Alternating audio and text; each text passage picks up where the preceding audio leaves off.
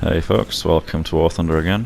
Today we are playing the Leopard A1A1 in tank copy on Kursk, triple cap domination. We're actually in a full up tier this game. Germany doesn't have a 9.3 vehicle at the minute, so the only way to tell before you encounter the enemy is by looking at your spawn points cost to join the game. But as you notice, there's Leopard 2Ks all around me, so it's fair to assume that if there's nobody else on the team roster that's lower than 8.3, that it'll be a 9.3 game. So on Kursk, I like to rush the far east of the map and sort of camp the river and snipe. And although I'm not in a tank with the best gun at this BR, it's still more than sufficient to frontally pen anything it's going to face apart from the 264B. So kind of stupid to stop here, but you know, there's a target there. I'm in a full up tier, honestly not expecting to do very well or even live. So I'm just going to risk shit that I would normally not bother with. Really didn't expect that shot to connect either, which is why I started driving off. But since it did, I'll come back and try and get another. And now I've just lost sight of him. Probably behind that tree on the left, honestly I have no idea.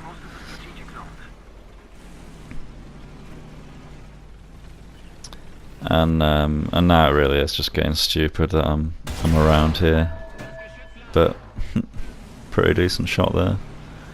2 kilometer snipe on a moving, possibly even full speed 264B. And then I respot the original target.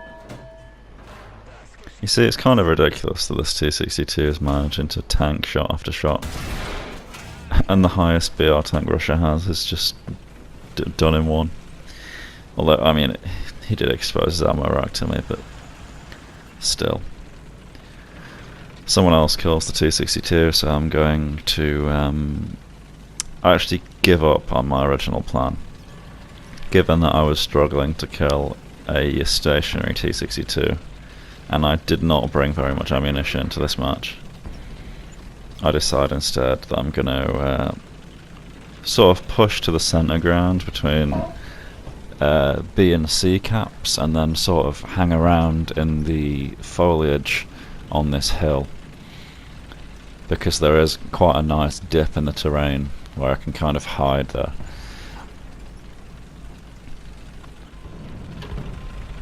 So skipped ahead, we are now in the little hidey hole in the valley that I was talking about. So lots of attention being given to B by both teams. Every other cap is kind of being ignored at the minute. I've got pings right on the cap. They've got their spawn to the right, so I'm expecting it to be tanks to the left, which are probably going to be occupied. Tanks on the right that probably aren't, and I'll be poking up right in front of, which is why I'm looking more to the right than the left. If I've done it right, then I'll have uploaded a game in the A1A1 that was a full down tier earlier in the week or the month, or you know, sometime before this. And so it's kind of goes to show that this tank, now that it doesn't have to deal with the Abrams, even in a full up tier, it is actually really competitive. There's a T64A.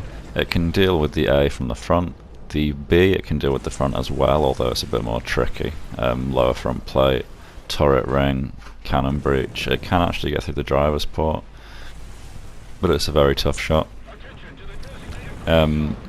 But if it were going to be moved up to like 8.7, where it would have to fight the Abrams, it'd kind of feel like before it got the new shell, where it's just not quite good enough to handle itself against everything it faces. I think it is in a good place right now, but maybe if it were given more up tiers, it'd be a bit more fair, because it must really suck to be in a 7.3 or a 7.7 tank fighting the Leopard A1A1.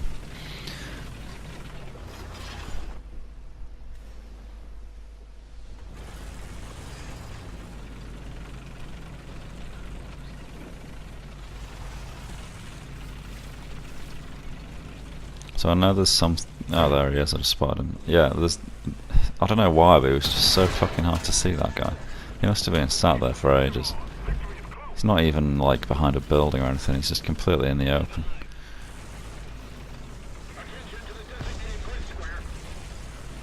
So they've capped A. I'm on 4 kills. I want to push over to try and get an angle on A, but I'm worried that there's going to be some new spawns end to my right, and I'm just going to have to cross this open ground to get shots on. Spotted a T-64B in the distance. With the new shell, the gun on the Leopard is actually insanely accurate. It's actually got much better accuracy than the Challenger, which is kind of ridiculous. It's kind of dumb to take a frontal shot against this thing because it's very unlikely that I'll pan, but since his turret's pointing sideways, I was hoping to get the back side of it. Thankfully, when you get a non-pan, you don't get the direction indicator telling you precisely where the shot came from, so it actually gives them less information if you don't pan than it would have if you'd missed. Just manoeuvring to deal with the threat from the right, but it looks like a teammate killed him, so I'm going to go back to the T-64. He's now showing his sides. This is sufficiently angled away from me to actually pan the side if I can actually hit it. So I'm aiming towards the back. There we go. Get his engine, he's not moving now. Just need to adjust the aim left a tiny little bit. So that went straight through the turret ring. And he burnt up before I could get a third shot off.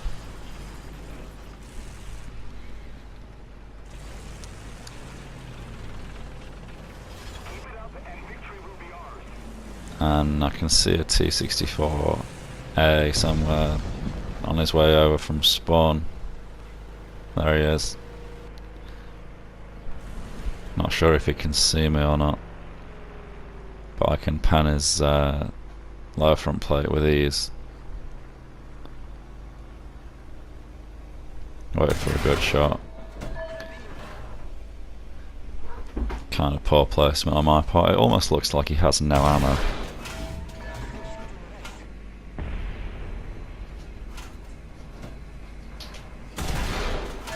I'm just getting unlucky now. These should be going through. And he gets bombed by an Dorado.